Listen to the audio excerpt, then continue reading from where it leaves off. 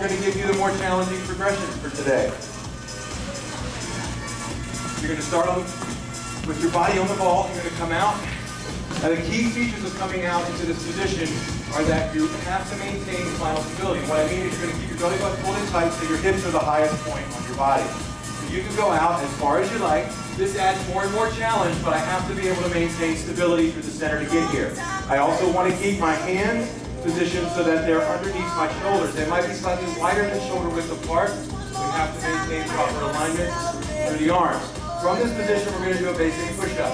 Come down to the floor and back up again. Now remember, walking your hands farther out adds challenge, bringing them closer in takes away challenge, so it makes it easier.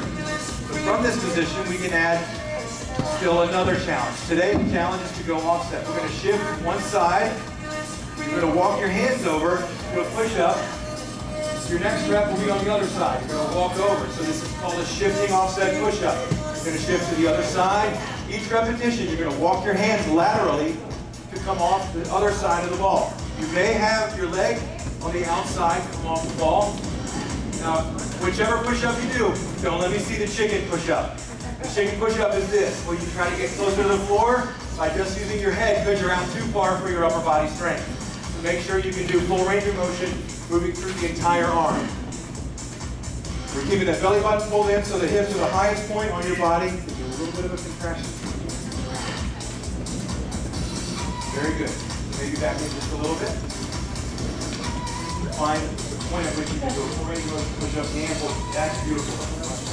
Feel a bit more solid in the center. It works. For those of you that are trying the offset challenge, you're noticing that part of the fun is transitioning from left to right. The push-up is hard enough, but when you begin to move your body side to side and have to maintain stability as you do so, you're finding an additional challenge. Hold this position here for me to keep your arms straight. Once you pull your center in tight, move it away from my hand.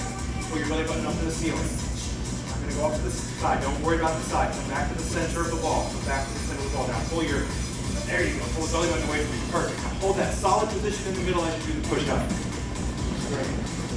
How about that side-to-side challenge, huh? That's good stuff. That will take your body places it's never been. What's the point of this anyway? Why am I having you do these crazy tight push-ups? All right, let's take a break and I'll tell you why. Everybody walk your hands back off the same way you got on. The reason you're doing these crazy tight push-ups is because chaos is coming. So train for it. What I mean is life is unpredictable. You're going to be asked to do crazy movements. Sometimes you're going to have to jump to the side to get out of the way of a crazy skateboarder as you're walking down the street. You don't know what's going to happen, so chaos is going to come pay you a visit, so we have to get your body ready for it. So we're looking for core training, and we know what that is, right? It's talked about a lot. It's just everything from the hips to the pits. That's pits with a P. Make sure we get that letter right. The first letter's a P. All right, hips to the pits. Good way to think of it. Everything from here to here. That controls everything that happens out here. Whew. All right, are we ready for another exercise? Now, seeing that it's the middle of summer and it's still bathing suit season, we're going to look at doing the best glute exercise ever. Now, I know I just got everybody's interest in that. What? The best glute exercise ever. We're going to walk out and lay down on the ball. So you're starting in a seated position. You're going to walk out and lay down, keeping your head and shoulders on the center of the ball. From here, we're going to do our basic hip raise or bridge. We're going to drop the hips to the floor and then lift up. Your feet should stay directly under your knees. Your head and shoulders are centered on the ball. The ball should stay relatively still. The key thing to look for here is front to back motion of the ball. If I'm doing this front to back motion, I'm going to notice that I'm actually not driving upward with the back side of my lower body. So I want to push the hips straight up and down. The ball should stay relatively still. Now I know you want more challenge, so we're going to shift to one side. We're going to go offset.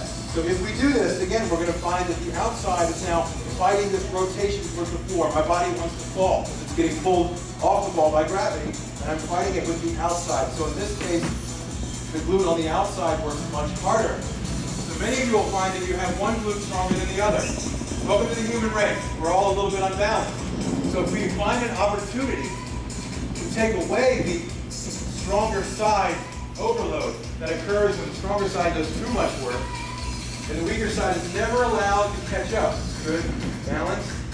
Very nice. Good stability all the way through. How about that offset position? Feels nice out here, doesn't it? Yeah. Yeah, feels great.